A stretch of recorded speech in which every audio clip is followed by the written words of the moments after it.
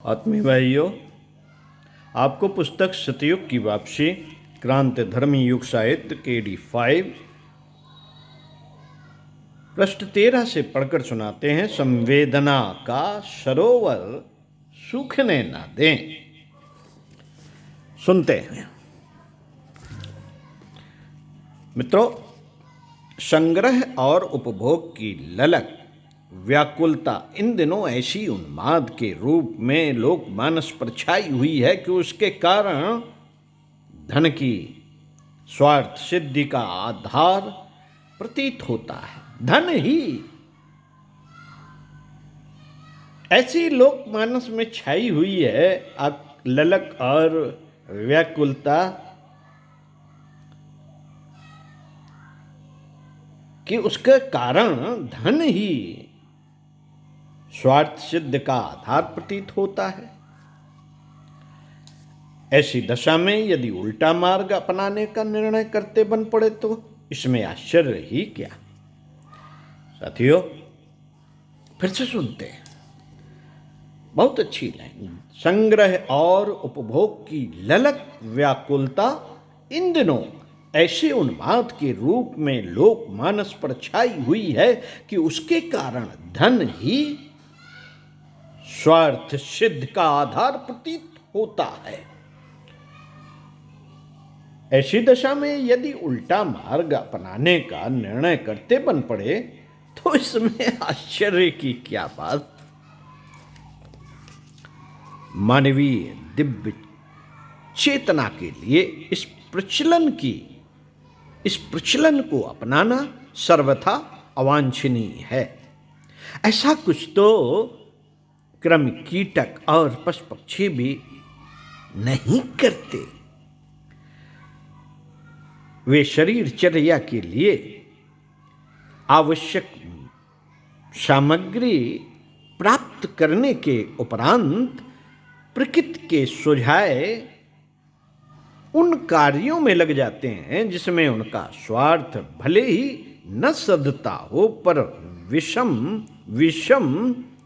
विशद व्यवस्था के सुनियोजन से कुछ तो योगदान मिलता ही है। पर विश्व व्यवस्था के सुनियोजन से कुछ तो योगदान मिलता ही है। संग्रह किसी को भी अभीष्ट नहीं, उपभोग में अति कोई नहीं बरतता। सिंह व्याघ्र तक जब भरे पेट होते हैं तो समीप में ही चरने वाले छोटे जानवरों के साथ भी छेड़खानी नहीं करते।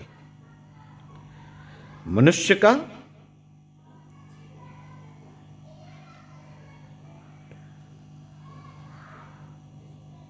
का दर्जा इसलिए नहीं है कि वह अपनी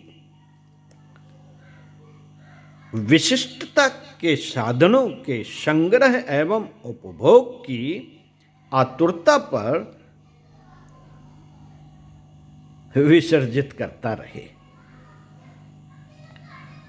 उसके लिए कुछ बड़े कर्तव्य निर्धारित हैं। उसे संयम साधना द्वारा ऐसा आत्म परिष्कार करना होता है जिसके आधार पर विश्व उद्यान का माली बनकर वह सर्वत्र शोभा सुषमा का वातावरण विनिर्मित कर सके। जब सभी प्राणी अपनी प्रकृति के अनुरूप अपनी गतिविधियां अपनाते हैं तो मनुष्य के लिए ऐसी क्या व्यवस्था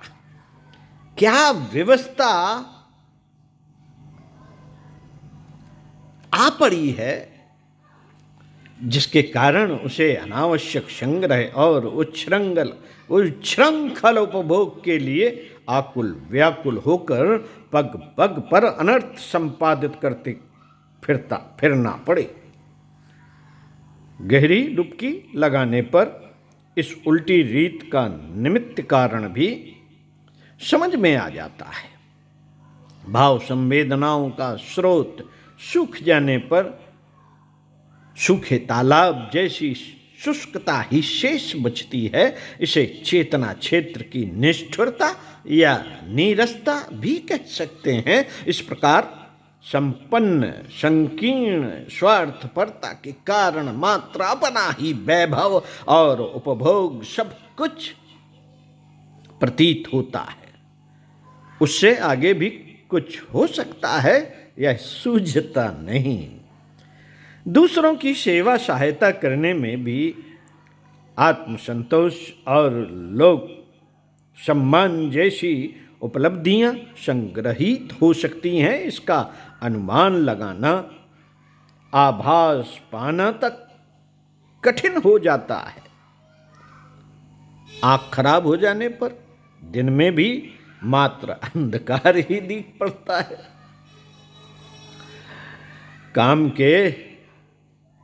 कान के पर्दे जवाब दे जाते हैं तो कहीं से कोई आवाज आती सुनाई ही नहीं पड़ती। ऐसी ही स्थिति उनकी बन पड़ती है जिनके लिए अनर्थ स्तर की स्वार्थ पूर्ति हो सब कुछ बनकर रह जाती है। जिनके लिए अनर्थ स्तर की स्वार्थ पूर्ति ही सब कुछ बनकर रह जाती है। साथियों, शरीर से चेतना निकल जाने पर मात्र लाश ही पड़ी रह जाती है, जिसे ठिकाने न लगाया जाए तो स्वयं सड़ने लगेगी, घिनौना वातावरण उत्पन्न करेगी। जब तक कि शरीर में चेतना विद्यमान थी, वह जीवित शरीर को समर्थ एवं सुंदर बनाए हुए थी। निर्जीव तो नीरस और निष्ठुर ही हो सकता है। निर्जीव तो नीरस और निष्ठुर ही हो सकता है। मुर्दा तो समीप बैठे आश्रितों का या स्वजनों का विलाप भी नहीं सुनता, उस पर कुछ ध्यान ही नहीं देता, मानो उन सबसे उसका कभी दूर का संबंध भी ना रहा हो।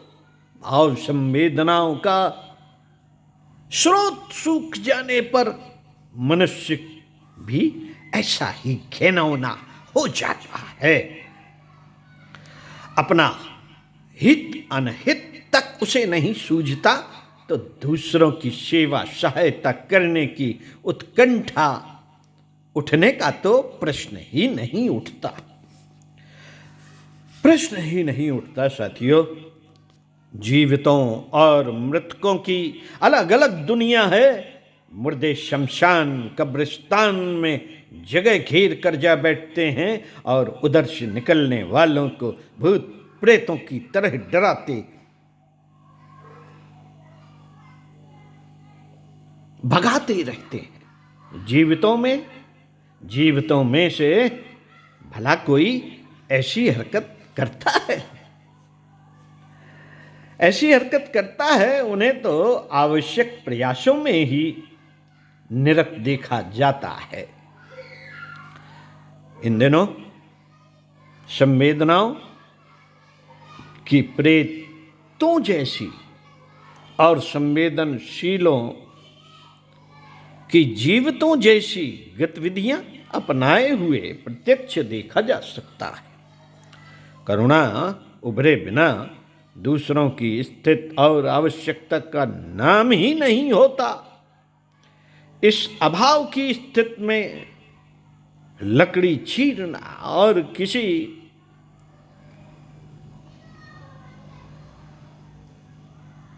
निरपराध की छोटी बोटी नोच लेना प्रायः एक जैसा ही लगता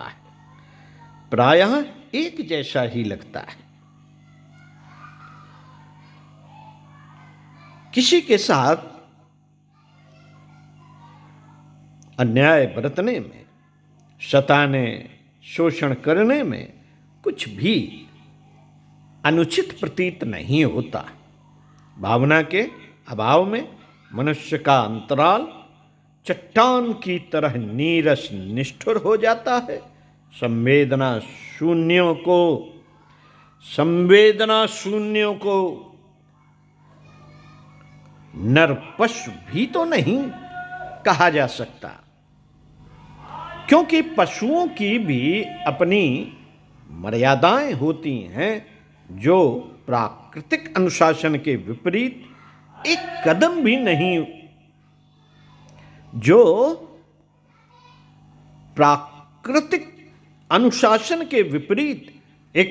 नहीं उठाते, भले ही मनुष्य की तुलना में उन्हें असमर्थ अविकसित माना जाता रहे। साथियों, लगता है भाव श्रद्धा विहीनों के लिए नर पिशाच, ब्रह्म राक्षस, मृत्यु दूत, दुर्दांत दैत्य जैसे नामों में से ही किसी का चयन करना पड़ेगा, क्योंकि इन्हीं की आपाधापी उस स्तर तक पहुंचती है जिनमें दूसरों के विकास विनाश से, उत्पीड़न एवं अभिवर्धन से कोई वास्ता नहीं रहता। उनके लिए स्व ही सब कुछ बनकर रह जाता है। बस चले तो वे हिरण्याक्ष दैत्य की तरह दुनिया की समूची संपदा समेटकर ले उड़े, भले ही उसे समुद्र में छिपाकर निरर्थक बनाना पड़े। जिनके लिए सभी विराले हैं, जिनके लिए सभी वीराने हैं, वे किसी का कुछ भी अनर्थ कर सकते हैं, न अनर्थ कर सकते हैं। ऐसा ही पिछले दिनों होता ही रहा है। स्वार्थांधों से इतना भी सोचते न बन पड़ा कि इस सृष्टि में दूसरे भी रहते हैं और उन्हें भी जीवित रहने दिया जाना चाहिए। सब कुछ अपने लिए समेट लेने, हड़प जाने की ही शिथिलता का फलितार्थ नहीं मान बैठना चाहिए। मित्रों, प्रस्तुत समस्याएं अगणित हैं। उलझनों, संकटों, विग्रहों का कोई अंत नहीं। वह मात्र दूसरों से उत्पन्न होते हैं और क्यों कर निपट सकते हैं, इसकी विवेचना करने पर भी इसी निष्कर्ष पर पहुंचना पड़ता है कि मात्र अपने आपे तक गिने चुने अपनों तक सीमित रहने वाला किन्हीं अन्यों की चिंता नहीं कर सकता और न उदार न्याय निष्ठ का ही परिचय दे सकता है। ऐसी दशा में अनाचार के अतिरिक्त और कुछ बन ही नहीं पड़ेगा और उसका प्रतिफल अनेकानेक विग्रहों के रूप में ही आकर रहेगा। यही दुष्प्रवृत्ति जब बहुसंख्यक लोगों द्वारा अपनाई जाती है तो उसका परिणाम वातावरण को विक्षुब्ध किए बिना नहीं रहता।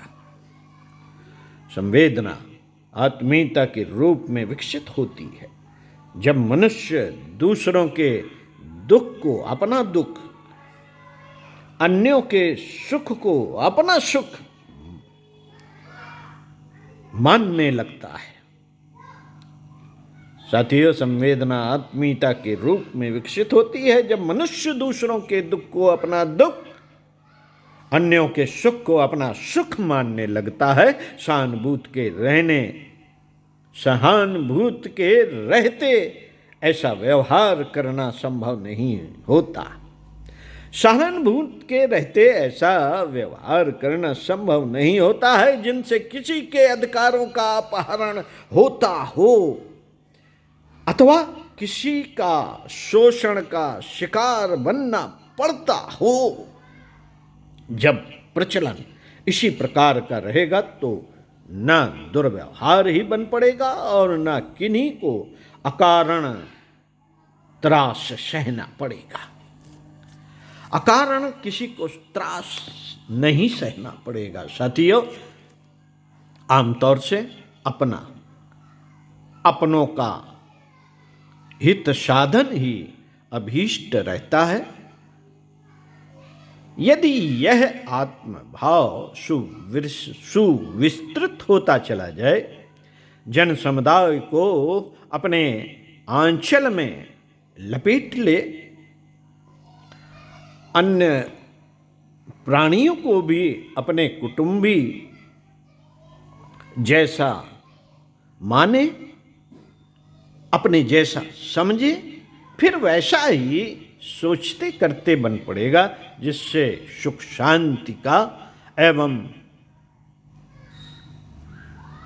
शांति का पथ प्रशस्त होता हो।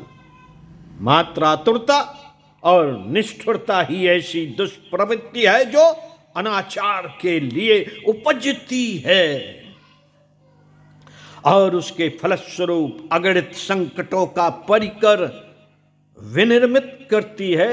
यदि भाव संवेदना जीवंत और सक्रिय बनी रहे तो सृजन और सहयोग के आधार पर उत्थान और कल्याण का सुयोग ही सर्वत्र बन पड़ेगा। श्री राम शर्माचार्य। साथियों, अगले वीडियो में पढ़कर सुनाएंगे, समस्याओं की गहराई में उतरे। तो साथियों, सुनते रहिए कुछ अच्छा और पढ़ते रहिए कुछ अच्छा।